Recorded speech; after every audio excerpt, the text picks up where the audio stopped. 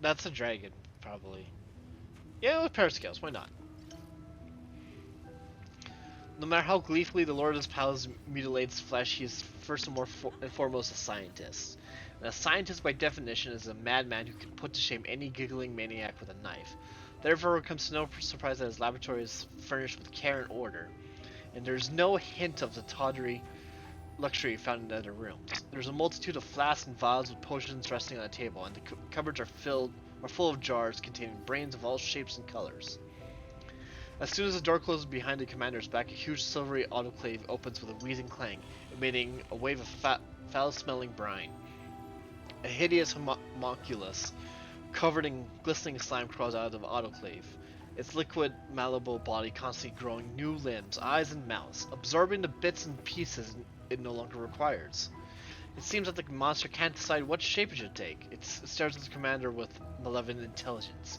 It seems it has better mental facilities than most alchemically produced creatures. The homunculus giggles repulsively as it grabs a vial full of acid and aims at the commander's head.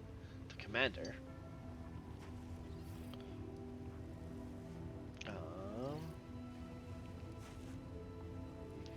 decides to scare off the malevolent monster.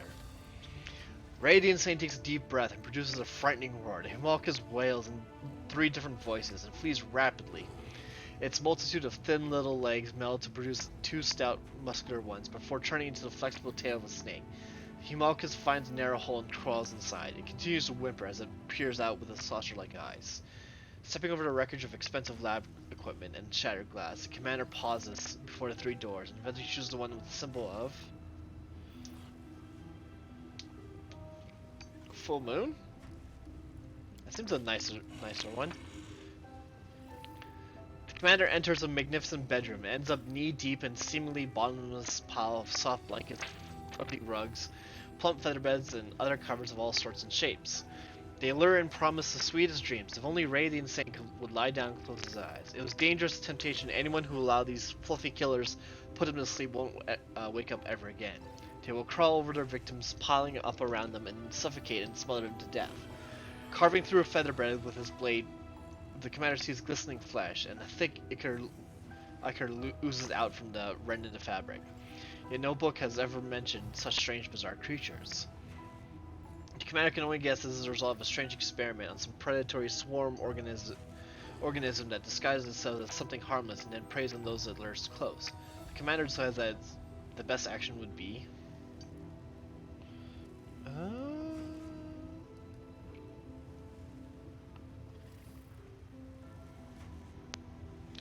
to carve a path through the room using his blade. The blade makes short work of the stubborn fabric, revealing muscles and sinew hidden underneath. Ray the Insane clumsily but desperately hacks at an encroaching mass, like a butcher carving up a carcass. He fights his way through a sea of shuttered flesh toward the exit. 3 doors with different symbols lead from the master bedroom. The commander decides he would rather take his chances behind the ones with... Oh, that was great. Blazing fire. The commander finds himself in a long stone passage. No traps are triggered but by his careful steps. Yet at the end of the passage, his vision grows blurry. The illusion of safety falls apart like a house of cards, revealing an endless fiery field, ashen mountains, rivers of lava, and magmatic volcanoes. Hot wind scorch his face. It's not difficult to conclude that the deadly place is the eternal plane of fire. Ash and volcanic rock tremble beneath the commander's feet, but walking on it seems safe for now. The only escape route is the distant 3-way arch of rough-hewn stone containing 3 familiar doors. However, in order to reach it, the commander must find a way past the river of fire, in which tiny isles of porous stone are just barely visible. The river spews out a tongue of roaring flame that lands on the riverbank and crystallizes into dark glass. As a result, both banks of the river have become steep, jagged, and cliffs of obsidian. The commander has nothing left to do but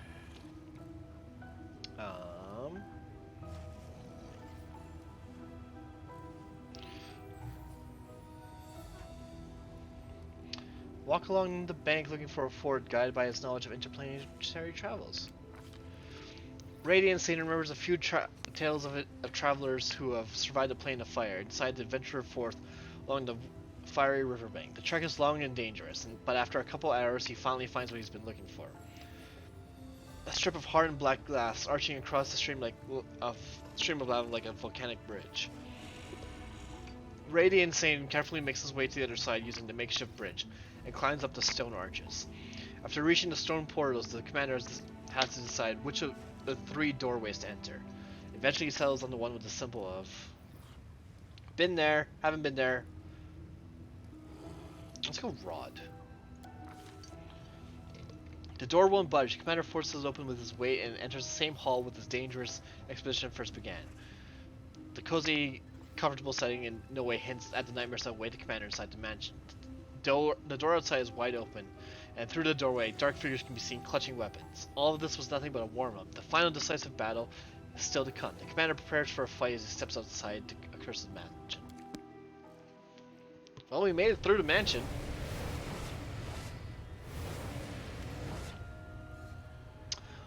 More bloody larvae showed me up at my palace. I'm getting very tired of these visits. What a freak. Even I feel somewhat conflicted. Would killing this creature be an act of cruelty or mercy? I do not wish to show mercy to the scum that set me up. Don't worry, I'm the last guest you'll ever have. Who are you? You don't even know who you decided to challenge. Let these words herald your imminent death. Outsider, I am Wildust, a wizard confident and advisor to Lady in Shadow. I'm also known as the Vivisector. So many words, I'll simply call you a corpse. Less impressive sounding, perhaps, but easy to remember. Why did you turn your house into a trap?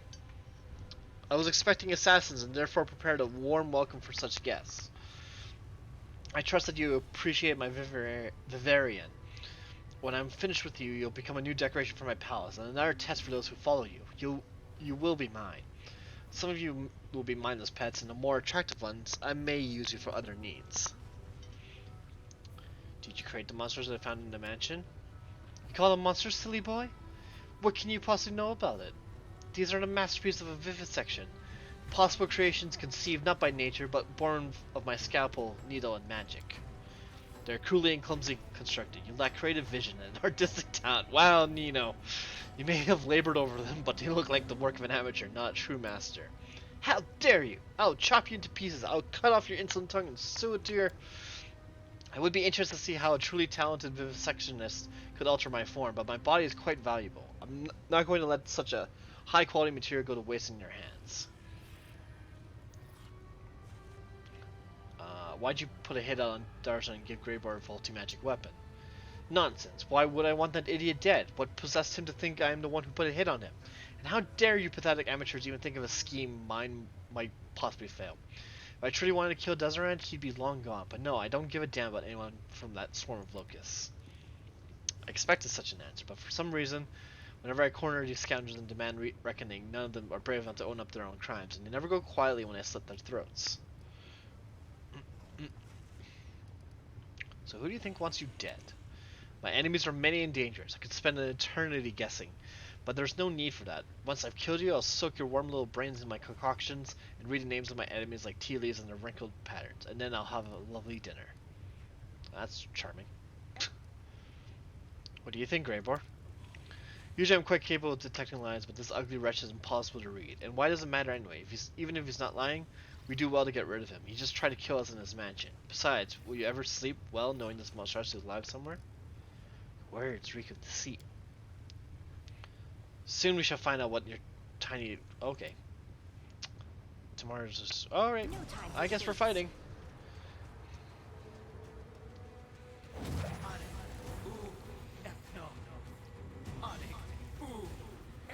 It's just the 4 of them, right? Alright. Begone, fiend! Smack him!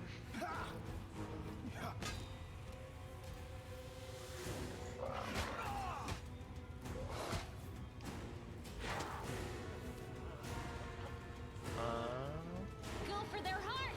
Go for their hearts!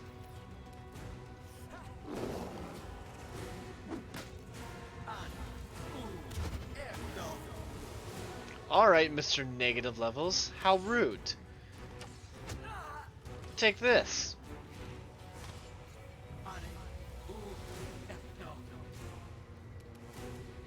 Yeah, we'll fire a couple arrows at you.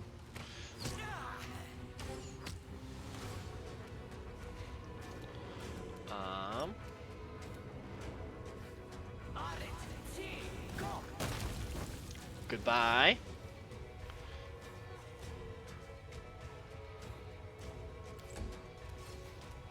Alright, I would like to get angry and then smack the bejesus out of you.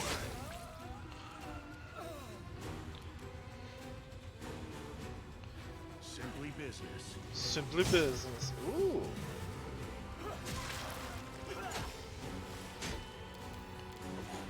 Well, that's a little rude. Fall. That was a lot of damage for a sneak attack.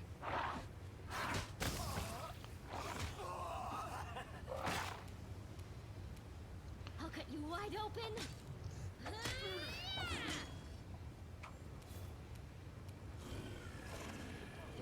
Bam! Oh, come on. Come on, Steve. One shot. Really? Had to kill Stripes. No match for me. Jerk. Allow me to congratulate you. The short work you've made of Wildos proves you as a true professional.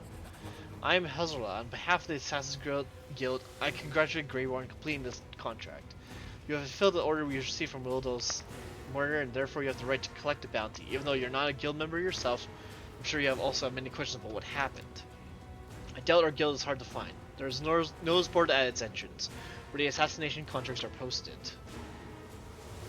Who are you? I am Hozor, Baphomet's daughter. Not Hozor, not Hepzibeth. She is my elder sister, but I doubt you'll be able to appreciate the true extent of my misfortune. I'm also known in Ashlu as the assistant and right hand of Yaws, the head of the Assassin's Guild. Do you know what happened here? I may know a thing or two. We should discuss these matters inside the guild, not in public. Who's going to overhear us, the corpses? Why don't you come here and speak to us face to face instead of projecting an illusion? Or are you afraid you won't like your answers and will make you join Wildos? We'll pay you a visit soon. Thank you for your answer. The bounty awaits soon. I'm not sure what a reward awaits us, but I truly hope it's a considerable sum of gold and not a meager payment served off at the end of the blade. That was fun. Wildos had nothing, really. Great.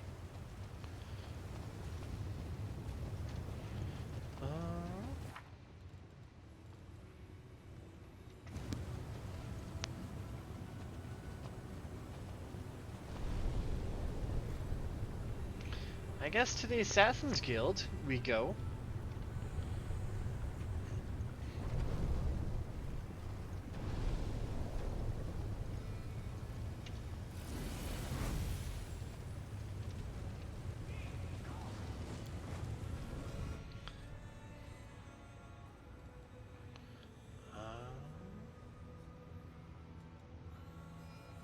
Start making friends, right? Nope.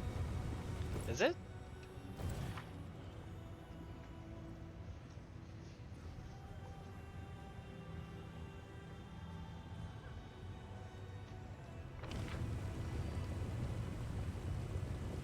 Middle City, 10,000 Delights, Portal Down, Bismuth, into Abandoned Mansion, Portal Up, Rapture, H Tower, 1000 Seth, Portal Down. Well, okay, so it's not here. It's probably in Midtown. Probably.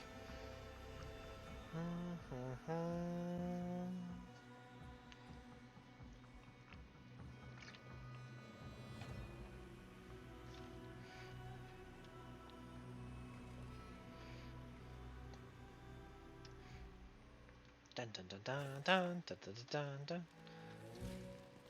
Move out.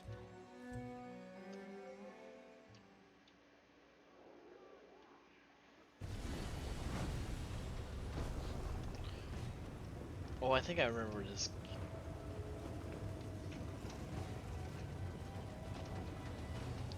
It's not here, is it? Grim Mansion or City, Flash Markets. Down, City. Oh no, it's not like.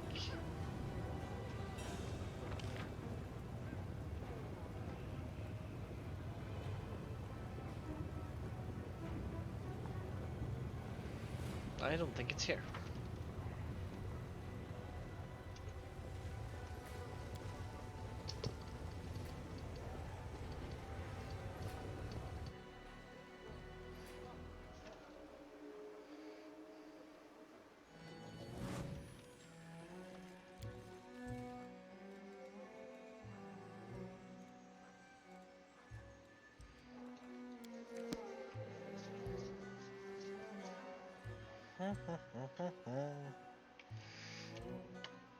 Hello, Assassin's Guild?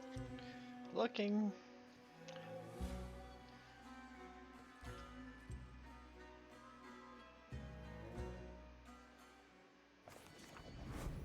Actually, no, it has to be. I think we just went to the wrong place. Because there's a lower half.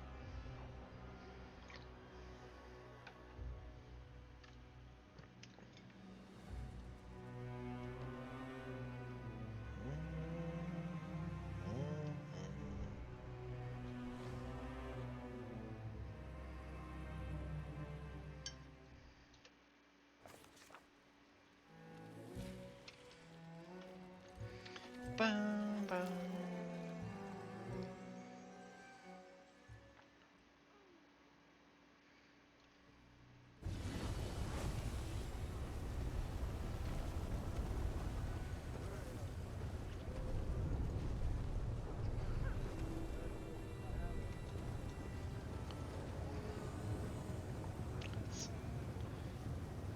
Is it down here? Head on!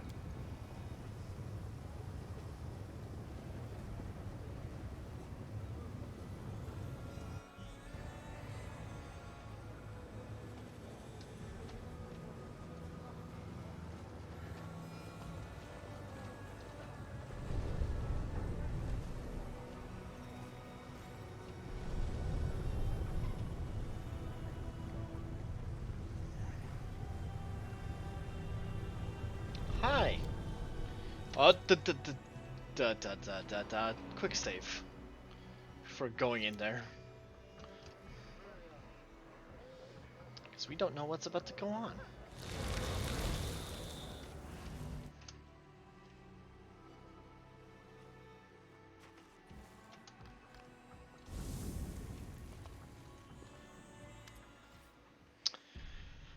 The demon standing before you clearly has a penchant for jewelry. His fingers covered in rings, 3 gold chains encircle his neck, and 4 bejeweled earrings sparkle in each of his ears. However, such exquisite ornaments are not enough to hide the fact that he's a hardened warrior and a ruthless killer. His face and hands are covered in long, badly healed scars, and he moves gracefully as the most skilled swordsman. Look who's here! It's the arrogant glory who disposed of our poor Wildas. You aren't about to do something really stupid and start a massacre here, right? Can we just talk? This horn thing is one of yours, isn't it? Horsel, yes, this little demon is one of my most useful servants. Besides, it's very prestigious to have a daughter of Baphomet working under you. Yes, master, I am your servant. Tell me the truth now. Fine. I was the one who actually gave Greyboar's assignments. I needed to light a little fire underneath this cauldron where so many minions of demon lords are being mixed together. I ordered him to murder those demons in Canabras, and I put a hit out on Darzaran, although that ugly idiot didn't bother me at all. But he was an ugly idiot indeed, and a vengeful one to boot. That's why I gave Greyboar a dare that was only supposed to wound the Valor, and that is why using Wildell's name was important. It was a perfect hand of cards. Darzaran survived after suffering a painful, humiliating wound by a mortal's hand, and no offense, of course. But Balor couldn't simply let it go, and he started a vendetta against Willis, dragging other Descarites into it. And that was my goal all along, because Willis was my real target, a target that was very difficult to reach. People like you are why us assassins have such a lousy reputation. No respect for agreements. Such cunning, your plan was impressive. When I first met you, I sensed that you were shrewd in such matters. I knew a thing or two about villainy. I have to admit, it was masterfully executed.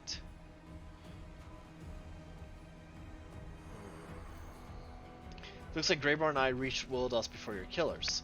Oh please, I had no intention of sending anyone after him, but my assistants made sure that every larva in the city knew the bounty on Wildos' head. I knew that Greybar returned to Ashurnura and decided to use him once more. Just like poor Desert, he had no idea he was merely a pawn of mine. And just as I envisioned, you didn't linger, and paid him a visit before anyone else could. I had no doubt that a paranoid Wildos would try to kill anyone who crossed his doorstep, but I expect you to overcome, and I was right. So you're the head of the guild. Why didn't you send underlings after Wildos? Who says I didn't? I lost a number of capable killers. And yet, as you can see, I found a more elegant and economical way to execute this plan. I won't lie to you, this kind of plotting makes me very proud of my own guile.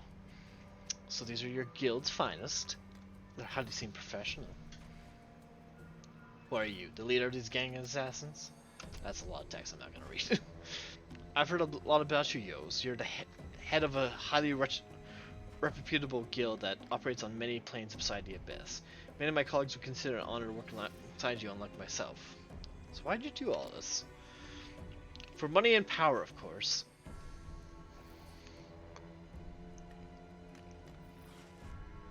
This has been my primary motivation for many years now. Somebody wanted that old Woodloose dead and clever. Yos has fulfilled their wish with the expectation of being showered in privileges and treasure. You're getting a share of those privileges and treasure, by the way. I trust you're not going to refuse a reward provided for freelance operatives. Trust me, the sum is considerable. I haven't forgot about you either. You'll be rewarded in proportion of your truly astonishing lethality. Oh, I'll take the gold. Yeah, I will definitely take the gold. I had no doubt we'd come to an understanding. After all, we share a common language. The language of gold. Holy shit, 100,000? Since my reputation was damaged as a result of this plot, I consider it fair to lay claim to 20% of the total fee. That is only fair. I appreciate your integrity when it comes to business, Rady Insane. As for you, Greybar, you've proven your competence. As a token of apology, allow me to offer you membership of my Assassin's Guild. Consider the recognition of your talents that you have long desired. I promise you prestige, respect, and truly staggering fees. Of course, I won't demand that you sever your current contract. You may claim your well-deserved place in our guild when it expires. So then, what do you say? Will I be welcoming you in the big league? Radiant saying we're bound by an active agreement, and therefore I must consult your opinion on this invitation.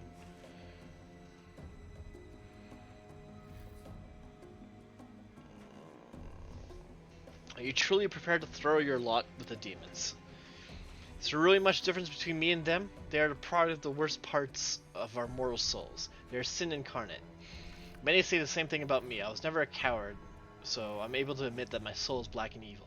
I murder others for money, and I shall never become a respectful member of society, a friend, or a father. But I am tired of asking for forgiveness for what I am. Here I would not be judged for my profession. I am not the freak or monster they think me back in Galorian. How dare they hire me to murder their enemies and then despise me for my profession. They'll treat me differently in the Abyss. A demon respects my skills. They will treat me as a professional, not a criminal or a blackguard. It's strange to say this, but I don't feel out of place here. I've thought about quitting the business. Become what? A farmer? A butler? Or maybe an innkeeper? One of those with tall tales about their adventurous youths, drunk patrons? My soul is that of a wanderer and a killer. My art is my only source of pride, and abandoning it would make it useless in my own eyes. Believe me, I already tried to settle down and find an honest job. Nothing good came from it. I shall quit my profession only when I'm judged by Pharsma herself. It's your decision to make. Such words make me respect you even more. Believe me, I appreciate your willingness to let this decision be entirely my own. Where do I sign? What are you talking about? We're not devils after all. Splendid. You've got a bright future here, my diminutive yet deadly friend. You see, there's a very enlightening conversation, but I see no reason why we should continue. You received your answers and should probably be on your way. Meanwhile, I should get back to plotting another bloody and violent murder. Have a good day. Indeed, this is an unexpected meeting. If you want to discuss what happened privately, I'm at your service, Commander. Okay. Well, that went well. Better than what I thought would happen.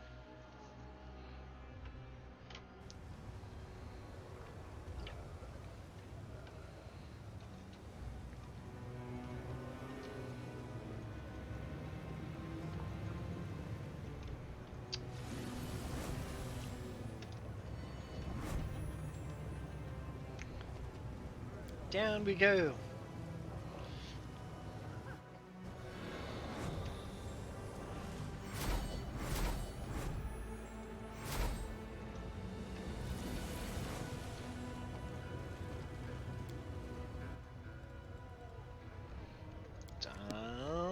Now we need to get Areshalu, get her on with us, and then we're good.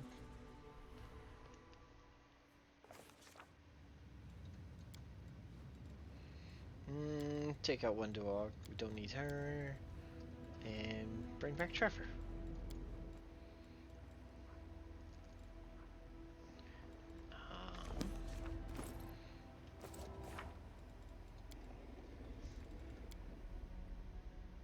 Oh.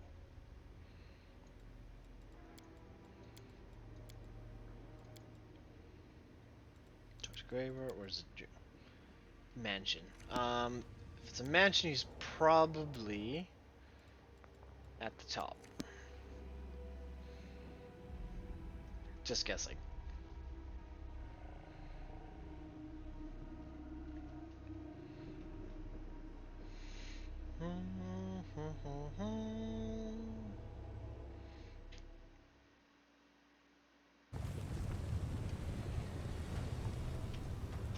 Ba da da dun dun dun.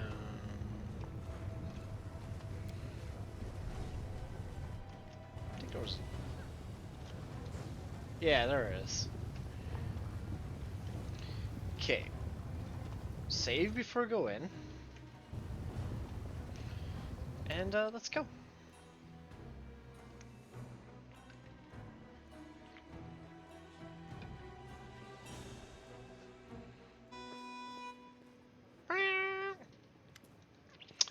A handsome young man in a snow-white toga reclines in a plush armchair next to a table heaving with sumptuous food.